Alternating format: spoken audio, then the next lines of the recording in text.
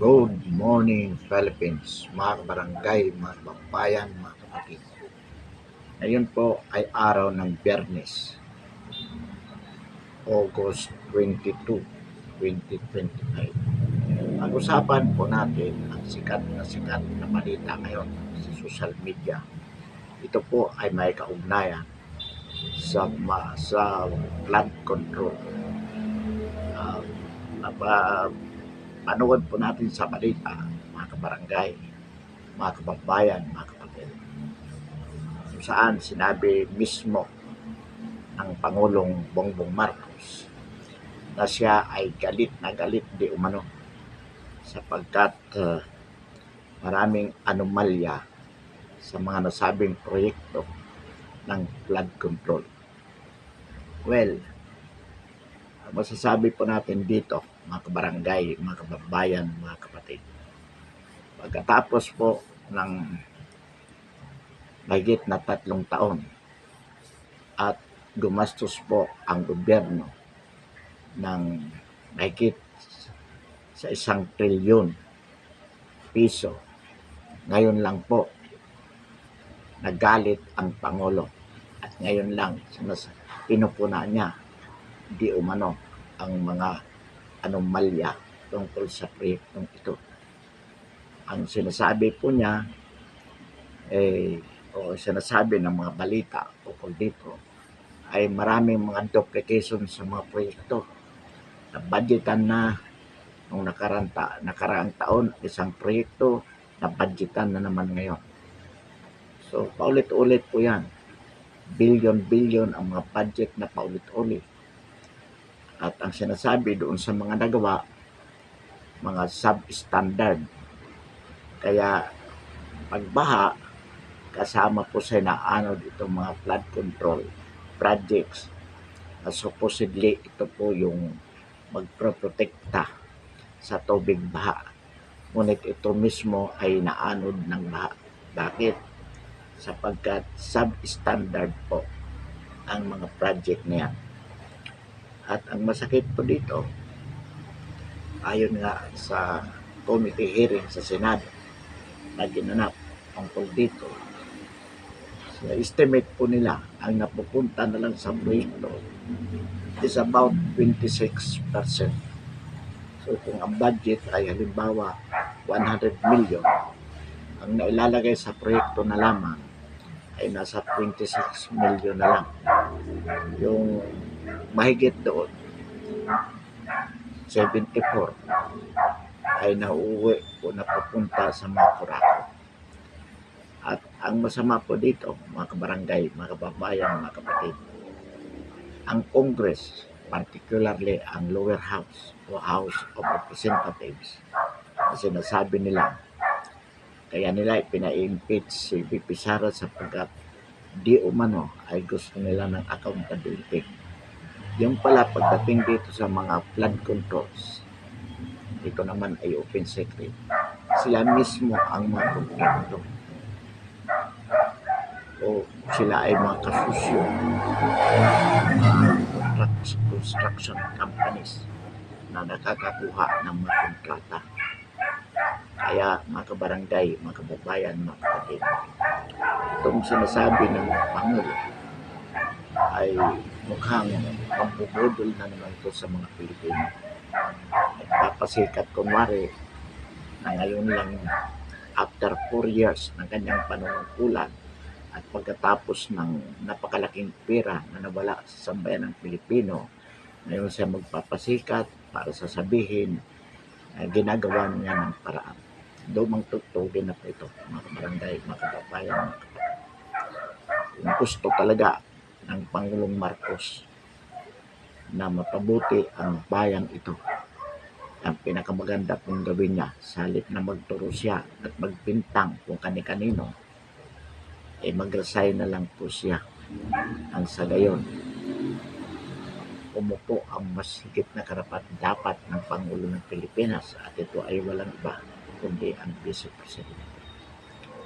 Hindi po natin maasahan, mga kabarangay, mga kababayan, mga kapatid, na titinok itong ating gobyerno sapagkat mismo ang bangag na Pangulo ay hindi marunong mag-manage sa ating pamahalaan.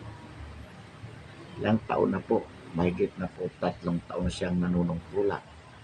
Pero wala po tayong nakikita na anumang improvements. Sa halip, lalong palala ang kahirapan, palala ang korupsyon sa pamahalaan. So, ang ibig po sabihin nito, we are going nowhere. So, ang tanging solution po dyan is for the President to voluntarily step down kung talagang ang nais niya ay ang kabutihan ng sambayan ng Pilipino. Sapagkat wala na po tayong maasahan sa natitirang mahigit 2 taon ng kanyang panunungkulan. Wala na po tayong maasahan at patuloy po ang korupsyon ito. Ano po natin masasabi? Nagsimula sila sa ganitong korupsyon.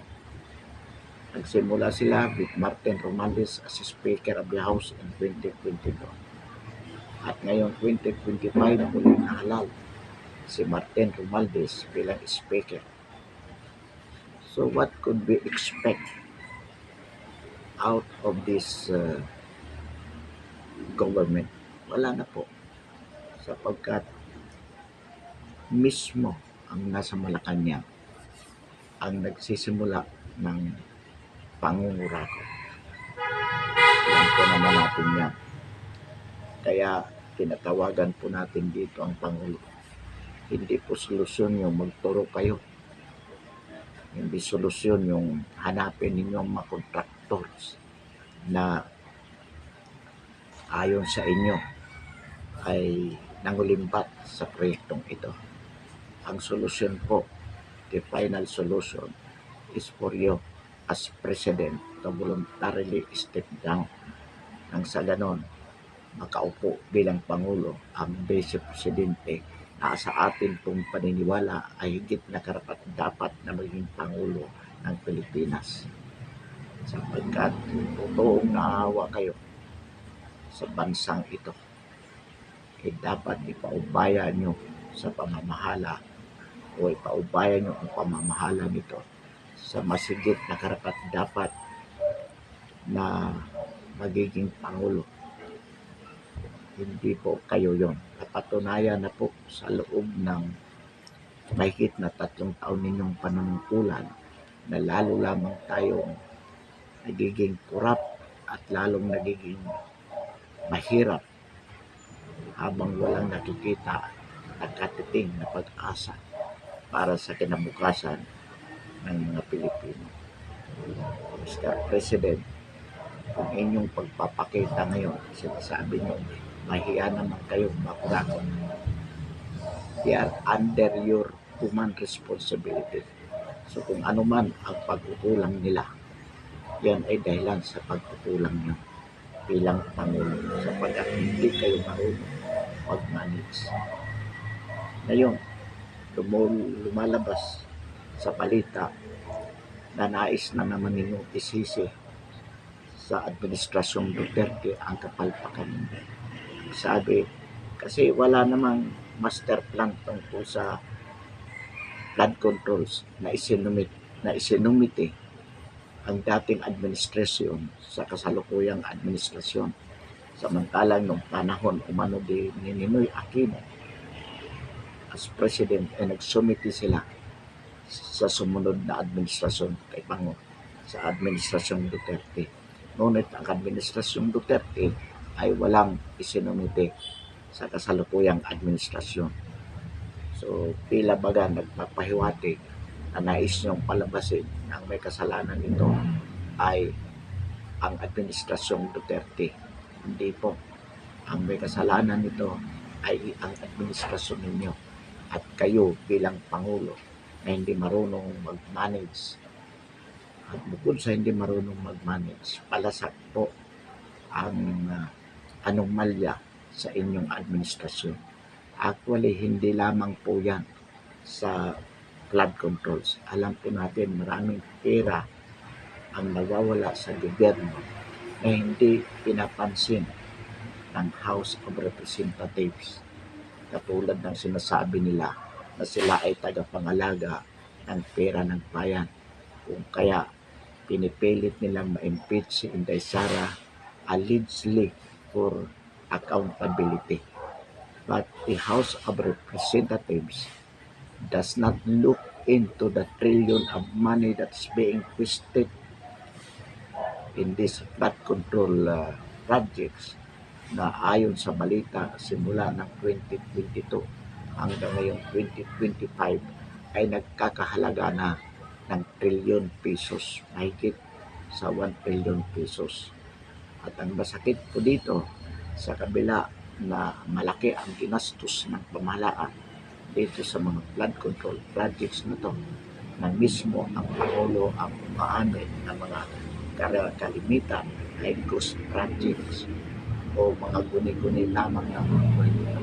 Ay ibig sabihin, ginastusan, pinagkitan, pero wala namang nakikitang proyekto. So, may kasalanan po dito ang mismo mga kongresista na sila ang mga kontratista. Kongresista at kontratista sa mga proyekto na pinaglaanan ng pera ng sambayan ng Pilipino. Ganito po kalala ang urakot sa pamahalang ito ng Marcos. Kaya yung mga palabas ninyo ngayon na pampupudol sa mga Pilipino na kunwari hinahabol ninyo ang mga anomalyang kontratista na kunwari ay galit kayo sa ginawa nila. Hindi po yan mangyayari, Mr. President, kung mismo kayo bilang Pangulo at ang inyong asawa na si Lisa Araneta Marcos ay hindi kurakot. Ang katotohanan po niyan, kayo mismo ang nangungurakot. At ang pinsan ninyong Speaker of the House, yung mga proyekto na ibinibigay sa House of Representatives sa mga kongresista na yan ay sohol ninyo, bayan ninyo para masunod ang gusto ninyo na ipa-impeach si BP Sara nang sa ganon wala nang hadlang sa inyo beyond 2028. Sapagkat alam naman natin ang inyong termino ay hanggang 2028 lamang, pero nais ninyo na lumampas pa sa itinakda ng saligang batas sa 2028 sa pamamagitan ng paglalagay ng inyong mga tao na umanit sa inyo. Nang sa ganon ay pagpatuloy ninyo ang inyong pangungakot. Yan po ang totoo, Mr. President.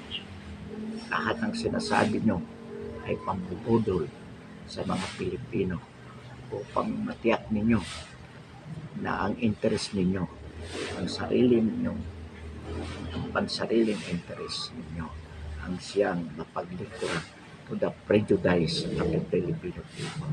Kaya Mr. President, huwag na kayong magpuro kung sino-sino. Huwag na kayo kunwari papunta sa Bulacan nag-i-inspection. Wala kayong alam dyan sapagkat hindi talaga kayo marunong mag-manage.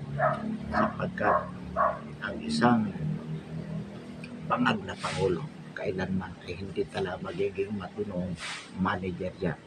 Hindi yan magiging matinong Pangulo ng isang bansa kung ikaw mismo, Mr. President, ay bangag. Kaya kung naaawa ka sa sambayan ng Pilipino, magbitiw ka na lamang. Huwag mo nang pilingin sa ibang makasama mo na magbitiw. Sapagkat ang dapat na unang magbitiw, ikaw mismo. Si Bersamin, yan. Dapat magbitaw yung inyong executive secretary na turingan dating Supreme Court Justice, pero hindi rin pala matino. Sa inyong panunungkulan with him as an executive secretary, naging malala ang gobyerno. So wala po tayong makikita. Kaya ikaw, Lucas Bersamin, na akala namin noon kung in-appoint ka as chief executive, you will guide the president towards a better Philippines. Pero ang nangyari pala, di malaman kung ikaw ay sunod-sunuran o ikaw mismo ang nagpapayo ng hindi maganda sa Pangulo. Pero sa tingin natin, ikaw ay sunod-sunuran din, kaya wala kang kwenta dyan bilang executive secretary because you cannot inject what is much better for the Filipino people. Tauhan ka rin. Bakit? Kaya ka tumatagal sa pisto dyan.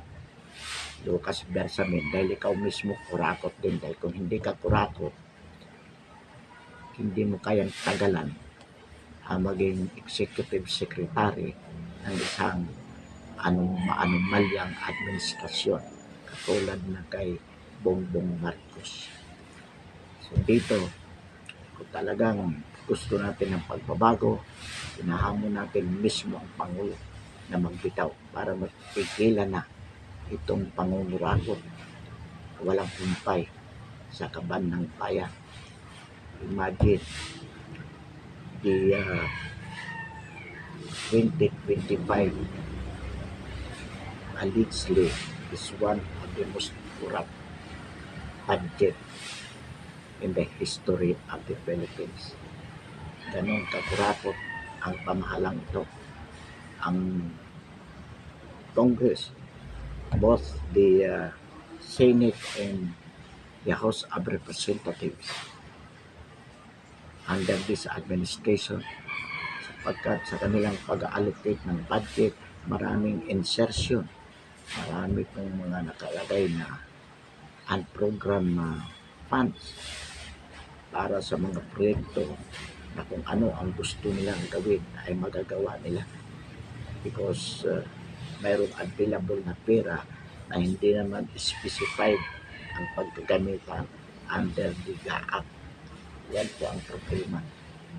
Ang talagang layunin niyan to shift easily the funds available for whatever purpose they want it. Nang sa ganun, malaya silang makapangurakot ng bilyo mula sa pera ng sambayan ng Pilipino. Kaya po, itong mga flood controls project na ito, this is only a manifestation of how corrupt this government. Kaya yung mga palabas mismo ng Pangulong Marcos, Bongbong Marcos, na di umano galit siya dahil sa nangyaring ito. Kalukuhan po yan. After 3 years, after spending trillion of money, ngayon ka lang magagalit. Katarantaduhan yan. Huwag mo kaming populahin. BBM, talagang kurakot ka. Or you are incapable as President of the Republic of the Philippines. Narinig po natin si Senator Erwin Tolpo na sinabi niya dapat gumulong ang mga ulo ng mga protestan ito, ng mga politician ito. Sabi niya, he will name names. Pero hanggang ngayon wala naman siyang pinangalanan. Senator Erwin Tolpo, kung talagang totoo sinasabi mo, matapang ka, pangalanan mo na kung sino mga politiko ang makurakot para mahabol sila kung talagang gusto ninyong habulin. Huwag na tayong maglukuhan, huwag na nang bulahin sa bayan ng Pilipino. Sayang ang pinaswisweldo sa inyo. Naghihirap ang sambayan ng Pilipino samantalang kayo kung ano-ano lang inyong pinaggagawa dyan. Kaya Senator Erwin Tolpo, sabi mo, crime buster ka. So, ngayon, talagang marami kang pangakalanan at wala kang sasantuhin dito sa flood control scams nito. So mga barangay, mga kababayan, mga kapatid, huwag po tayong basta magpapaniwala sa pambubudol na naman ng Pangulong Bongbong Marcos. Patunayan niya sa gawa, hindi sa salita. Sawa-sawa na tayo sa kanyang mga hungkag na pangako, hungkag na mga palabas. We have to judge him by result, not by his words. Yan talaga ang mga lagi sinasabi ng pambubudol. Pero sa totoo lang, wala namang resulta. Sa ngayon, hindi yung kanyang salita ang pagbabasehan natin, kundi ang resulta sa kanyang mga sinasabi. Pansamantala, by the way, mga kababayan, mga kabarangay, mga kapatid, with social technology, social media technology, maging vigilant din po tayo sa mga projects ng gobyerno. Nang sa ganong kasama po dapat tayo sa magbantay at kasama tayo sa pumuna kung ano ang pagkakamali sa mga projects right at our doorstep, sapagkat kung hindi po tayo makikialam ay talagang wala pong mangyayari, lulutuin lamang tayo. Sabi na ni Sir Sal, walang mga api kung walang magpapaapi. So kung hindi po tayo papayag na maging kurakot ang namamahala sa ating bayan, hindi po tayo magiging biktima ng pangungurakot na yan, dahil hindi po sila makakapangurakot kung tayo mismo mamamayan ang hindi papayag na manghurakot ang mga nasa pamahalaan. So maswerte po tayo sa ating henerasyon, sapagkat we can use this social media technology upang maiparating kung anumang mga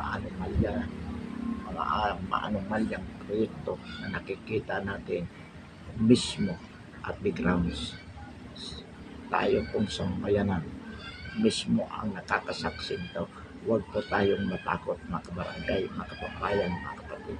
Sinasabi nila, mayroon daw bagong website ang Malacanang ngayon. Isumbong mo kay Bugbo. Isumbong natin at tingnan natin kung totoo may gagawin siya bilang Pangulo ng Pilipinas. So, this is the time na tayo po ay magpagkaisa, magpagtulungan upang mapatinoon natin ang pamahalaan ito. Mga kabarangay, mga kababayan, mga kapatid, hindi po tayo gagalaw dahil ibig lamang po sabihin wala tayong pakialam at patuloy po na tayo ay magiging biktima ng ganitong uri ng pamahalaan. Kaya mismo tayo po ang kumilos. Bantayan po ninyo ang mga proyekto na ginagawa mismo sa inyong lugar at i-report kung anong tama. Mayroon po tayong social media as a venue para to air our observations directly from the grounds. Parating po natin ito sa mga kinaukulan. Mga kabarangay, mga kababayan, mga kapatid, pansamantala po, wakasan natin ang ating talakayan ngayong umaga. Ulit, maraming salamat.